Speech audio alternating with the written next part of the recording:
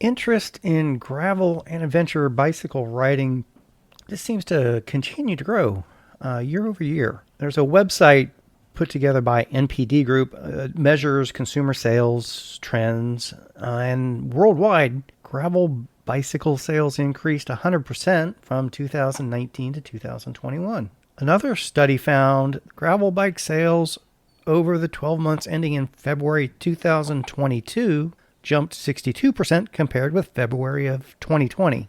Keep in mind, that's all growth in the middle of a pandemic and with historic inventory and supply chain issues. Sounds like it must be the golden age of gravel, right? Squeeze the brake just a bit. We've been noticing some concerning trends among new gravel riders that we think need to be cared for.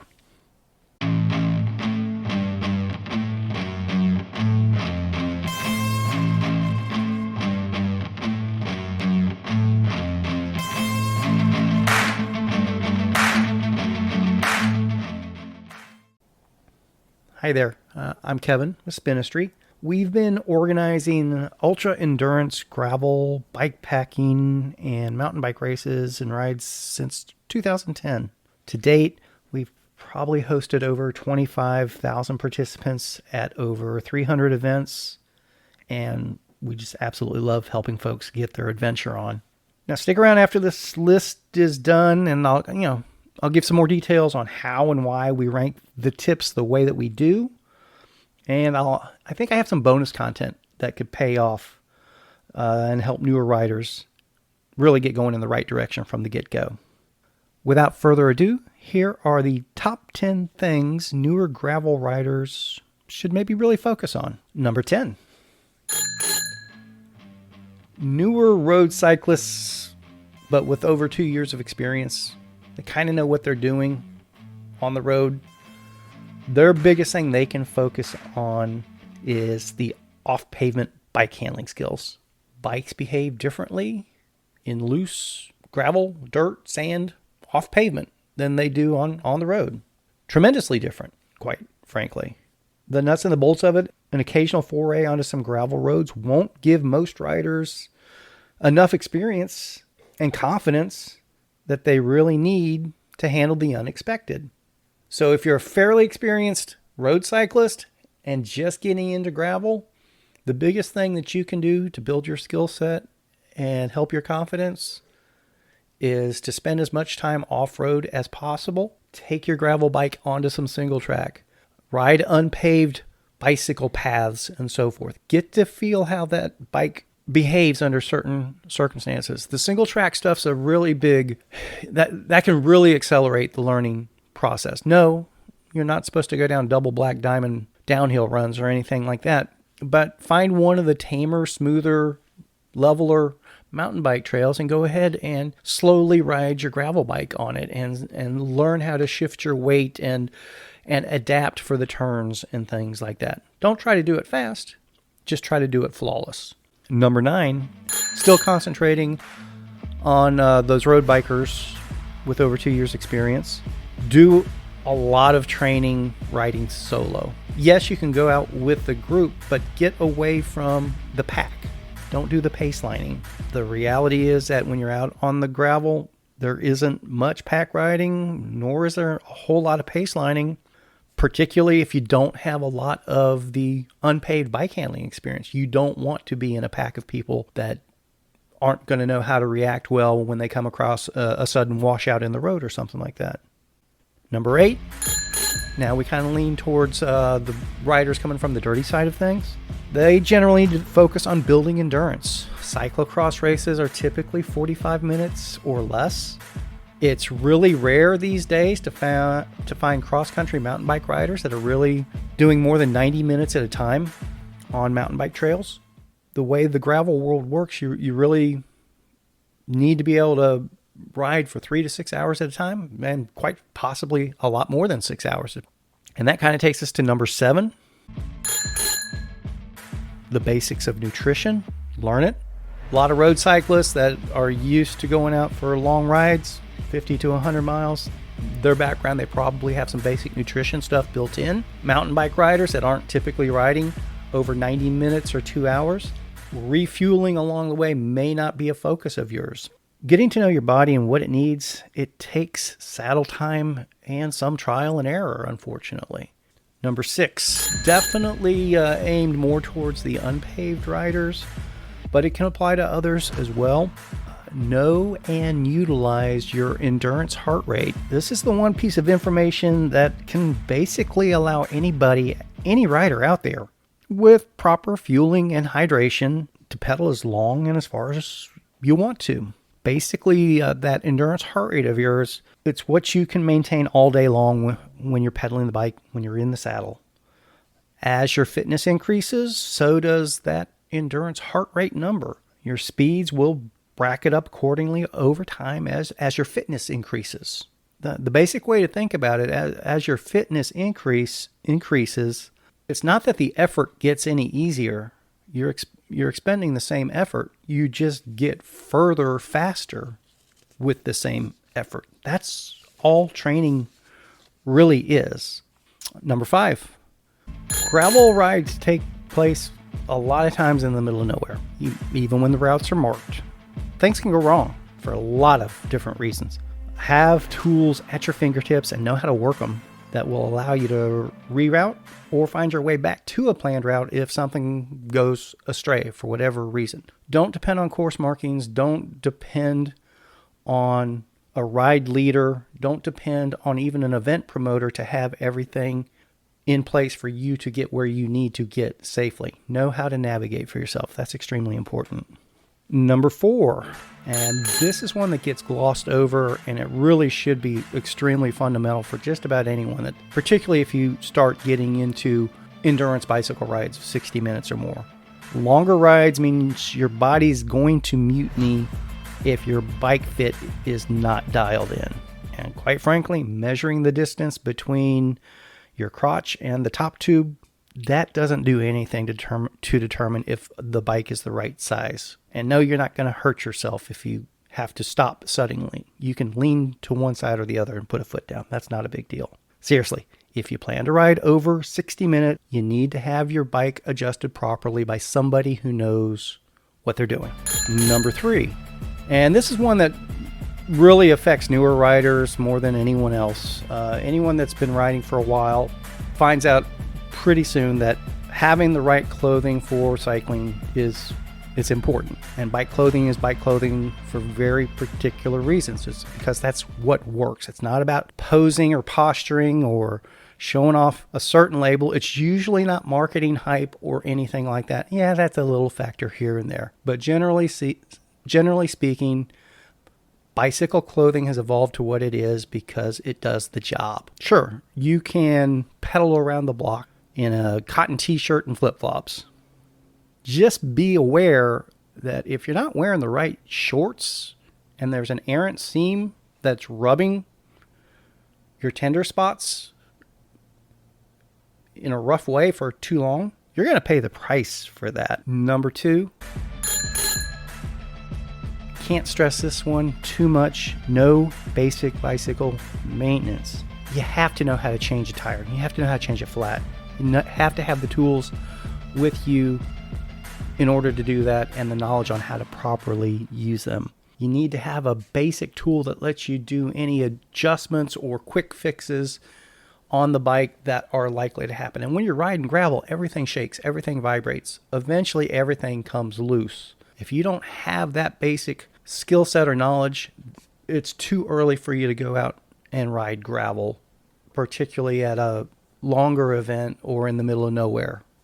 Number 1, and I can't stress this enough, particularly for newer riders, carry everything you need to go the whole distance of your planned ride and probably a little bit more. Have a fudge factor built in there just in case. Things can go wrong. Water tables at events can get stolen. They can get knocked over. Stores can close early for various reasons. Power outages can mean that a well's not working that you were counting on. Whatever. Stuff happens. Be prepared for the worst case scenario. Carry calories and water that will take you the full distance. Always have at least one tube. Two's not a bad idea. Air supply and of course basic tools. A chain brake and links of chain can be extremely helpful. Now that's one, it's best if you know how to use them, but even if you don't know how to use them and you're riding with other people, just having those with you in case something goes wrong on your bike or on somebody else's, maybe they forgot to bring their chain brake. That's a handy thing to always have with you. If you're getting really adventurous, an extra battery for your phone, and I always suggest taking a cell phone with you for emergency purposes, if nothing else. A safety blanket in case, and a satellite tracker if you have one. Might as well carry it with you. Those are nice to have, particularly with this type of riding. You never know when you may be outside of cell phone coverage. So that's our top 10. The best way to look at the list is kind of look at it backwards. Start with number 1 and find where your skill set lies going forward. It's kind of reverse engineered that way, generally speaking. Realistically, you don't want to be signing up and going to gravel events unless you're at that level 5 or 6. You can start at maybe 3 or 4 for some casual rides with friends, but make sure those friends are aware of what your experience and skill set may or may not be, just in case you do need some assistance along the way. That way they're not caught off guard.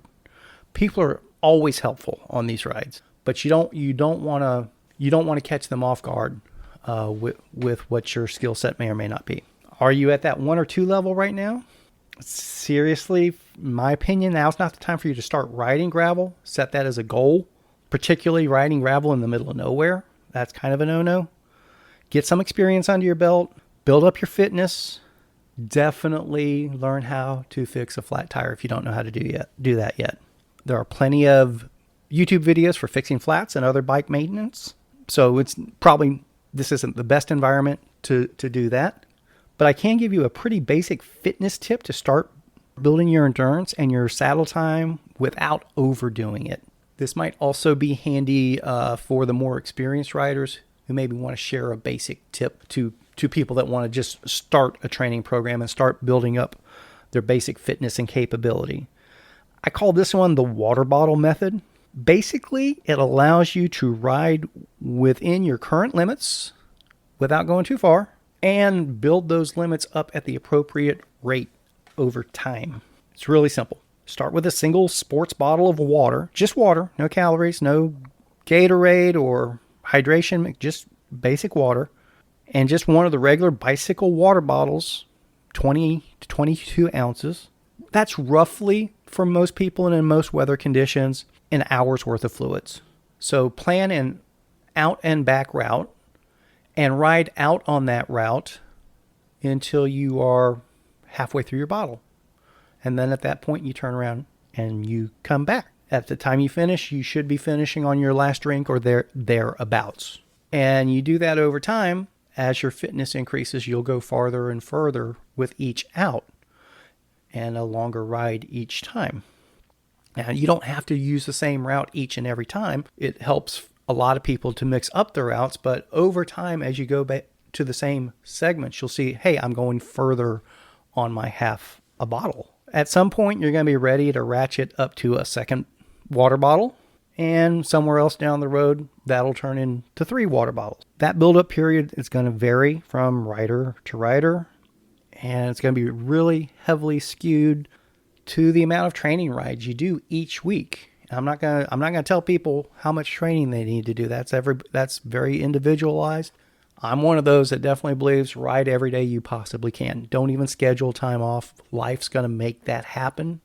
So whenever you have an opportunity to ride, go ahead and fit in some riding time. Realistically, most people, about every 25 to 40 rides, you can ramp up kind of to a next level without overstressing your body, without overdoing it. So obviously, if you're riding 5 times a week, you're going to get to 25 to 40 rides quicker than somebody that's only riding 2 or 3 times a week.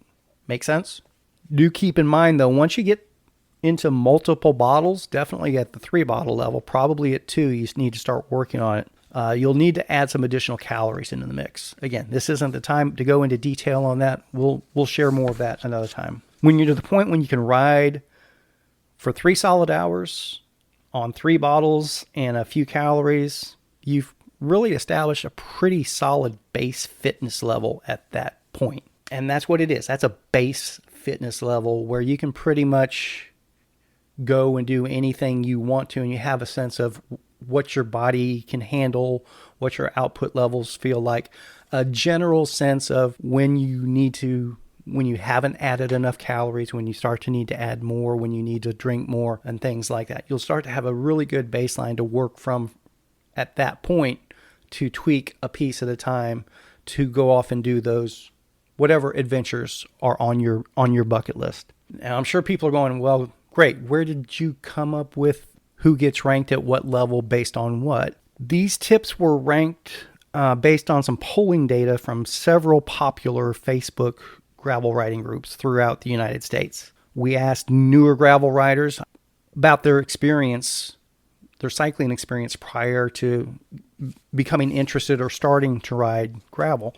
So we'll kind of give a breakdown here of how that worked out. 56.46% were primarily road/pavement riders with over 2 years of experience. The majority. 31.26% were primarily unpaved off-road riders, cyclocross, mountain biking, maybe a BMXer or two, with over 2 years of experience as well. So, familiar with riding a bike on a regular basis, both of those groups. A little over 9% were primarily brand new to cycling, wholly with the intent of starting out with gravel riding. That's new to the equation from an event promoter's standpoint, to be perfectly honest with you.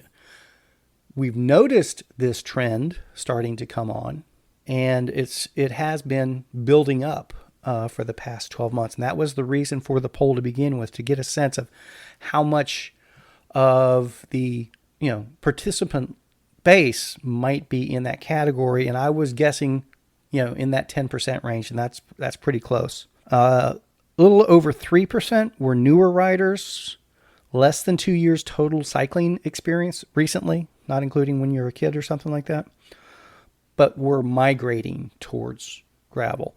And that 3%, that's kind of been consistent for the past 10, 12 years, where there's people that get into cycling and like it, but the traditional road scene, cyclocross scene, mountain bike scene doesn't line up with what they're looking for. So when in the first couple of years they start riding, they're looking for something that better suits them, and gravel covers those bases for a lot of people.